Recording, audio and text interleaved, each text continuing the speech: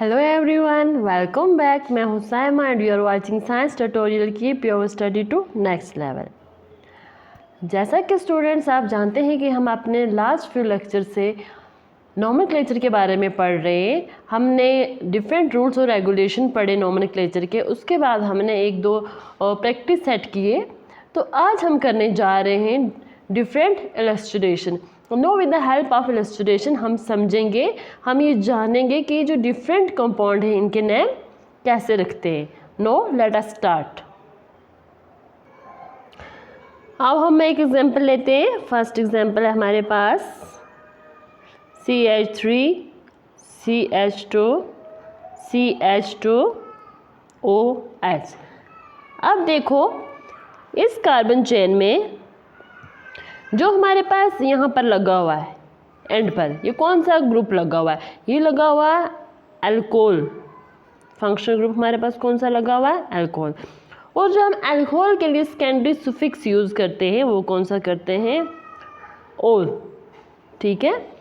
और जैसा कि हम जानते हैं कि जहाँ भी फंक्शनल ग्रुप लगा होगा हम प्रायोरिटी किसको देंगे? फंक्शनल ग्रुप को, यानी कि उस कार्बन आइटम से नंबरिंग स्टार्ट करेंगे जिसके साथ ये हमारा फंक्शनल ग्रुप अल्कोहलिक ग्रुप लगा होगा, अटैच होगा। So start your numbering.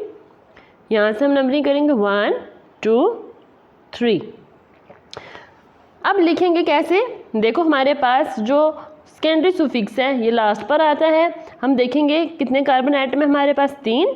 3 के लिए जो हम वर्ड रूट यूज़ करते हैं वो है प्रोपेन। ठीक है। अब ई यहाँ पर डिलीट हो जाएगा क्योंकि यहाँ पर जो अल्कोहल का OL है, O भी वावल है और E भी क्या है? वावल है। इसलिए जो प्रोपेन का E है हम इसको डिलीट कर देते हैं। तो हम क्या लिखेंगे? Propanol OL। ठीक है। प्रोप आ गया हमारे पास 3 कार्बन आइटम के लिए, एन आ गया हमारे पास सिंगल बॉन्ड के लिए और ओल, प्रोपेनोल। और हम इसको ऐसे भी लिख सकते हैं, जो हमारे पास अल्कोहलिक ग्रुप लगा OH वो लगा हुआ एट कार्बन नंबर 1 पर, यानी कि प्रोपेन 1 ओल। बट 1 ओल लिखना कंपलसरी नहीं है। 1 ओल का मतलब भी यही लिखा होता है। प्रोपेनोल लिखा हो या 1 ओल लिखा हो ये सेम थिंग है। जहाँ भी आपको प्रोपेनोल लिखा होगा वहाँ पर ये क्लियर होगा कि वो एट पोजीशन नंबर 1, यानी कि एट कार्बन नंबर 1 के साथ अटैच है। Got it? Let us take another example. आगे हम चलते हैं सेकंड एग्जांपल पर। CH3 CH2, just a second, हम लिख रहे थे CH3 CH2, थोड़ा नीचे लिखती हूँ, यहाँ पर दिखा नहीं जा रहा। CH3 CH2 CH, यहाँ पे हमारे पास डबल बॉन्ड CH2 लगा हुआ। अब देखो यहाँ पर तो कोई फंक्शनल ग्रुप अटैच नहीं है, तो हम नंबरिंग कहाँ से करेंगे? ऑब्वियस है कि हम नंबरिंग यहाँ से करेंगे, इस कार्बन आइटम से करेंगे। क्यों? क्योंकि जो हमारे पास डबल बॉन्ड है वो इस तरफ लगा हुआ है। 1 2 3 एंड 4। हमारे पास कितने कार्बन आइटम आगे? 4 के लिए हम क्या यूज़ करते हैं? ब्यूट। और एट कार्बन नंबर 1 पर हमारे पास क्या है? डबल बॉन्ड, यानी कि इन अदर वर्ड्स हम ये भी कह सकते हैं between the carbon number 1 and 2 हमारे पास है डबल बॉन्ड। तो हम क्या लिखेंगे? ब्यूट 1 इन। ठीक है। Got it? ये सिंपल था। नेक्स्ट एग्जांपल है हमारे पास CH3 CH2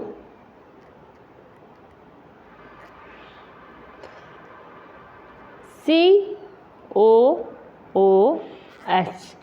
अब देखो यहाँ पर कौन सा फंक्शनल ग्रुप लगा हुआ है? इस केस में हमारे पास कार्बोक्सिलिक ग्रुप लगा हुआ है, यानी कि कार्बोक्सिलिक एसिड। और इसके लिए जो हम सेकेंडरी सुफिक्स यूज़ करते हैं वो करते हैं ओइक एसिड। क्या यूज़ करते हैं? Oic acid. और अब हम जैसा कि जानते हैं, हमने पढ़ा था कि जहाँ पर भी कार्बोक्सिलिक ग्रुप लगा होगा, जो नंबरिंग है वो वहीं से स्टार्ट होगी, यानी कि उसी कार्बन एटम से स्टार्ट होगी। जहाँ पर भी हमारे पास कार्बोक्सिलिक ग्रुप लगा होगा, उसका कार्बन एटम होगा, तो नंबरिंग हमने वहीं से स्टार्ट करनी है। इससे आगे कार्बन नंबर 1 2 3, कितने हमारे पास कार्बन है? 3। हम कौन सा वर्ड यूज़ करेंगे? प्रोपेन, ठीक है, prop, ANE, ane means single bond. अब देखो हमारे पास यहाँ O है और यहाँ पर E है, ये दोनों आ जाते हैं वावल, इसलिए हम क्या करते हैं, इस प्रोपेन का E को ड्रॉप आउट कर लेते हैं। तो ये हमारे पास क्या आ जाएगा ना, propanoic acid. Got it? Next चलते हैं हम अनदर एग्जाम्पल के पास। CH3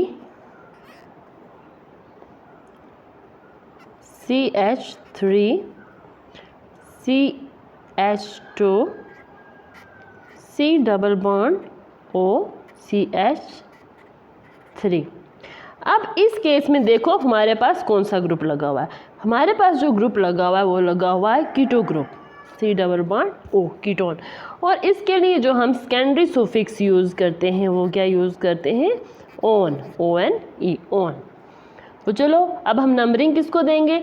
जाहिर सी बात है, जो हमारे पास ये है C double bond that is keto group, ये नॉन टर्मिनेटिंग है, लेकिन फिर भी हम नंबरिंग कहाँ से करेंगे? जहाँ से इस कीटो ग्रुप को मिनिमम पोजीशन मिले, ठीक है। तो यहाँ से अगर करेंगे 1 2 3 पर आता है, और अगर इस तरफ से करते हैं 1 2 पर आता है। सो हम कहाँ से नंबरिंग करेंगे? नंबरिंग करेंगे हम इस तरफ से, इस साइड से, राइट साइड से। Got it? 1 2 3 4 होगी नंबरिंग। अब दो इसको नेम IUPAC नेम इसका क्या होगा? कितने हमारे पास कार्बन है? 4 ब्यूट। बॉन्ड कौन सी है? Single, ANN।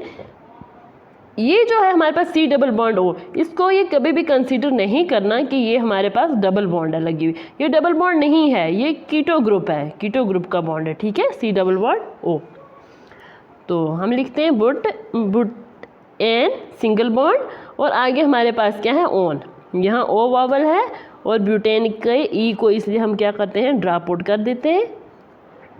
तो हम कैसे लिखेंगे? ब्यूटेन। कीटो ग्रुप कौन सी पोजीशन पर लगा हुआ है? एट कार्बन नंबर 2 पर। कौन से कार्बन पर लगा हुआ है? 2 पर। बस हम कैसे लिखेंगे? ब्यूटेन 2 ON, ठीक है। Got it? क्लियर है यहाँ तक? चलो आगे आगे हम चलते हैं नेक्स्ट एग्जाम्पल पर। अब लेते हैं हम एल्डिहाइड ग्रुप की, CH3 CH2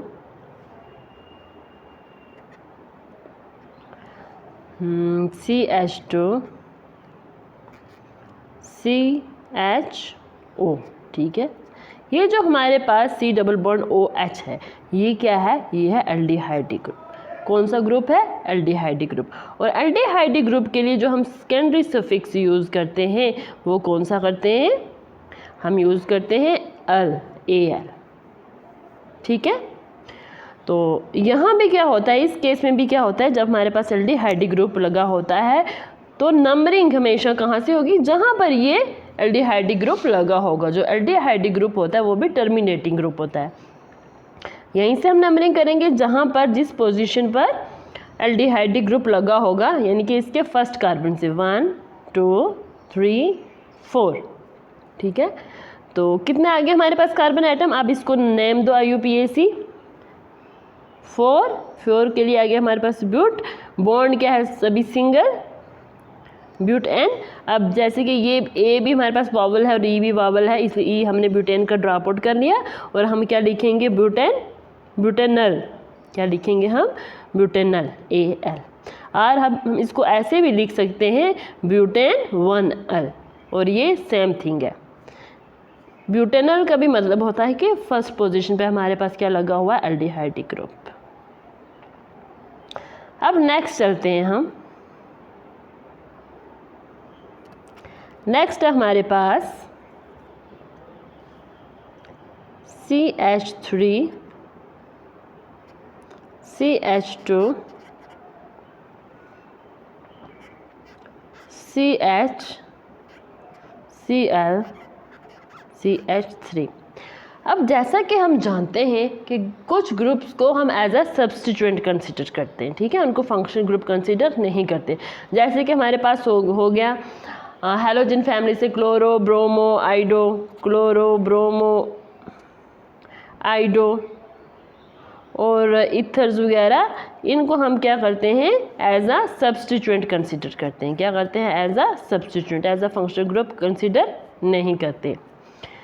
तो ये बात तो आप जानते हो। अब देखो हम इसको नंबरिंग करते हैं। अब हम नंबरिंग कैसे करेंगे?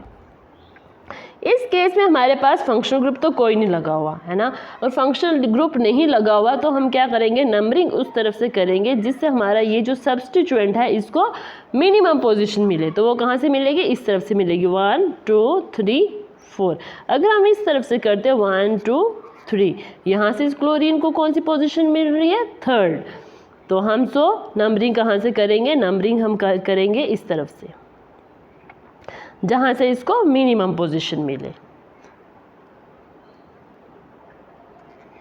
ये था CH Cl। तो हमने नंबरिंग की इस तरफ से। अब देखो क्या आता है इसका नेम, दो इसको IUPAC नेम। ये है हमारे पास सब्स्टिट्यूएंट। तो सब्स्टिट्यूएंट एक्ट करता है एज अ सेकेंडरी प्रीफिक्स। तो दो इसको नेम, इसको हम नेम देंगे 2, ये हमारे पास पहले आएगा लिखने में 2 क्लोरो, 2 पोजीशन पर लगा हुआ है हमारे पास क्लोरो सब्स्टिट्यूएंट, ग्रुप नहीं इसको कहेंगे, क्लोरो। और कितने हमारे पास कार्बन है? कार्बन है हमारे पास 4, दैट इज ब्यूटेन। ओके, ये बहुत ही सिंपल था।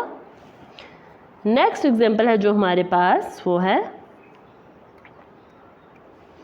CH3 C triple bond C CH3। अब देखो हमारे पास है ट्रिपल बॉन्ड। तो हम कैसे नंबरिंग करेंगे? अगर इस तरफ से करते हैं तो हमारे पास ट्रिपल बॉन्ड की पोजीशन क्या आती है? 1 2 3 4। और अगर हम नंबरिंग राइट साइड से करते हैं तो हमारे पास देखते हैं ट्रिपल बॉन्ड की पोजीशन क्या आती है? 1 2 3 4। दोनों केस में चाहे हम नंबरिंग इस साइड से करें या इस साइड से करें, जो हमारे पास ट्रिपल बॉन्ड है वो लाई करता है बिटवीन पोजीशन 2 एंड 3, ठीक है। सो हम नंबरिंग इस तरफ से भी कर सकते हैं, राइट से भी कर सकते हैं और लेफ्ट से भी कर सकते हैं। कोई सी भी नंबरिंग आप कंसिडर कर लो। हम फ्रॉम लेफ्ट साइड वाली कंसिडर करते हैं, ठीक है। अब दो इसको नेम कैसे दोगे? ये था हमारे पास 2, ठीक है। कितने कार्बन आइटम है? 4। हम लिखेंगे 4 के लिए ब्यूट। अब बॉन्ड जो हमारे पास, यहाँ पर हम एन नहीं लिख रहे, एन होता है हमारे पास सिंगल बॉन्ड के लिए, यहाँ पर है ट्रिपल बॉन्ड तो हम लिखेंगे ऑइन। और ऑइन जो हमारे पास है वो कौन सी पोजीशन पर है? एट 2 पर, ठीक है।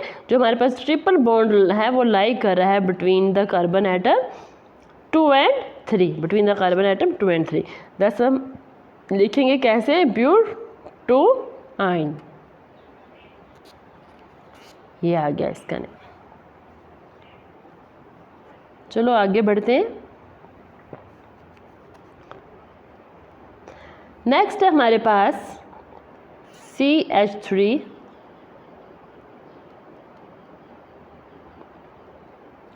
CH3।